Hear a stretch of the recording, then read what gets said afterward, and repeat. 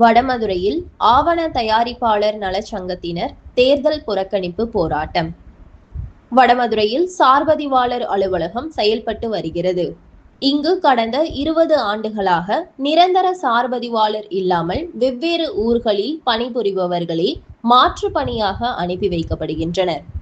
இதனால் ஏராளமான பதிவு பணிகள் பாதிக்கப்பட்டுள்ளன. எனவே வடமதுரை சார்பதிவாளர் அலுவலகத்திற்கு உடனடியாக நிரந்தர சார்பதிவாளரை நியமிக்க வேண்டும். நிலுவையில் உள்ள ஆவணங்களை தொடர் ஆவணங்களாக மாற்ற வேண்டும். மேனுவல் வில்லங்கம் பார்ப்பதற்கு உதவியாளர்களை நியமிக்க வேண்டும் என்பன உள்ளிட்ட கோரிக்கைகளை வலியுறுத்தி வடமதுரை ஆவண தயாரிப்பாளர்கள் நல சங்கத்தினர் கடந்த 8ஆம் தேதி முதல் தங்கள் அலுவலகங்களை மூடி கருப்பு பேட்ஜ் அணிந்து தொடர் போராட்டத்தில் ஈடுபட்டு வருகின்றனர். ஆனால் இதுவரை அரசு சார்பாக எந்த நடவடிக்கையும் எடுக்கப்படவில்லை. எனவே தங்கள் கோரிக்கைகள் நிறைவேறும் வரை ஆவண அலுவலகங்களை திறப்பதில்லை என்றும் வரும் சட்டமன்ற தேர்தலை புறக்கணிப்பதாகவும் ஆவண தயாரிப்பாளர்கள் நலச்சங்கத்தினர் அறிவித்துள்ளனர்.